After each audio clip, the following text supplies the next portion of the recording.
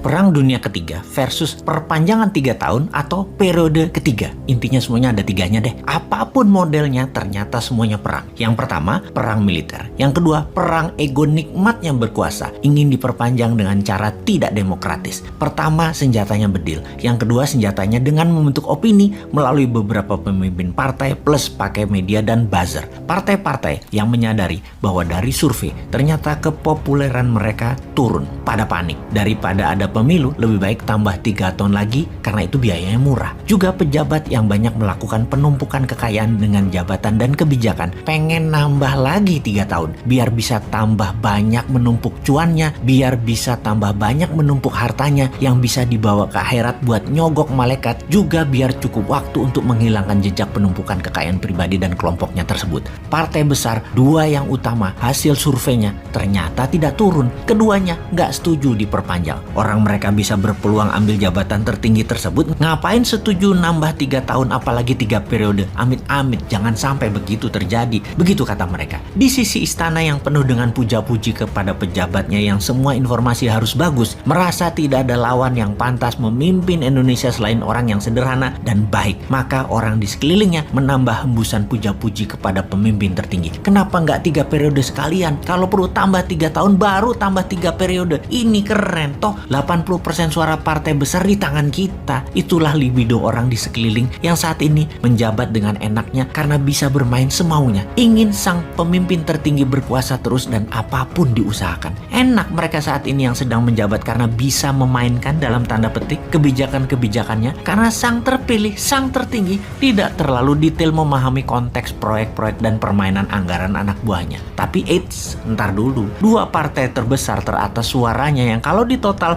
suaranya mencapai kurang lebih 33%. Nggak mau lah. Jadi suara perpanjangan jabatan 3 periode tidak akan memenuhi quorum, tidak akan sampai 2/3. Maka rencana perpanjangan 3 tahun atau tambahan 3 periode kemungkinan tidak terjadi. Tidak terjadi. Sulit dan tidak mungkin. Walau libido penguasa saat ini pada mau, tapi mimpi tambahan 3 tahun itu hanya mimpi basah anak remaja. Jadi bagaimana solusinya? Mungkin lebih baik konsolidasi. Bagaimana nanti di tahun 2024 calon yang jadi dalam tanda petik sekali lagi adalah orang dari kelompok besar yang 80% ini yang mereka saat ini sedang otak-atik gatuk dan berbagi-bagi di antara mereka untuk 5 tahun ke depan sampai 2029. Prabowo, Puan, Ganjar, Sandi, Anies, RK, Ridwan Kamil, semua satu perahu sekarang. Saya ulangi lagi, semua satu perahu besar mereka saat ini. Percaya deh, wong bodoh ngaku pinter ini walaupun dewa mabok jurusnya. Kalau yang ngeh akan benang merah tarikan analisanya, pasti pada setuju maksudnya Bosman ini. Ada banyak benernya dan sering tepat kejadiannya. Balik ke para calon. Kemudian calon-calon itu terus dipasangkan bolak-balik 6 nama itu. Bisa Anies, Puan, Prabowo, Ganjar, macem-macem diutak-atik aja pokoknya.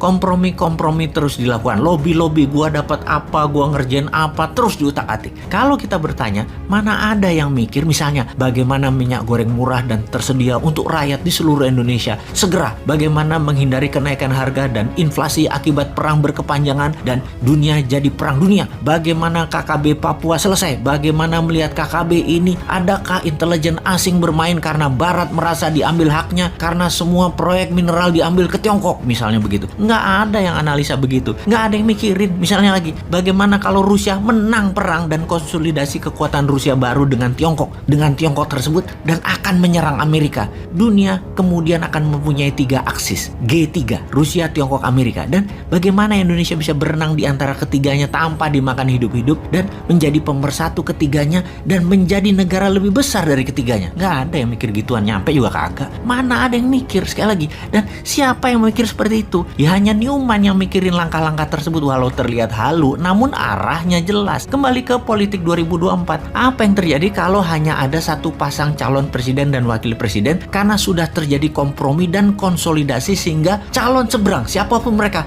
gak akan dapat perahu. Lawannya kertas kosong. Yang terjadi adalah Indonesia tidak akan berubah. Tetap akan gini-gini aja. Pemerintahnya akan semakin represif menekan. Makin otoriter dan makin tidak tumbuh ekonominya karena terlalu sentralisasi dan kelompokisasi. Gila susah banget ngomongnya. Rakyat tetap bebas memilih, namun propaganda pembenarannya masif diarahkan ke kelompok besar. Fakta yang lain yang kecil-kecil dihilangkan. Ujungnya tidak akan ada peluang kemajuan yang akan terjadi.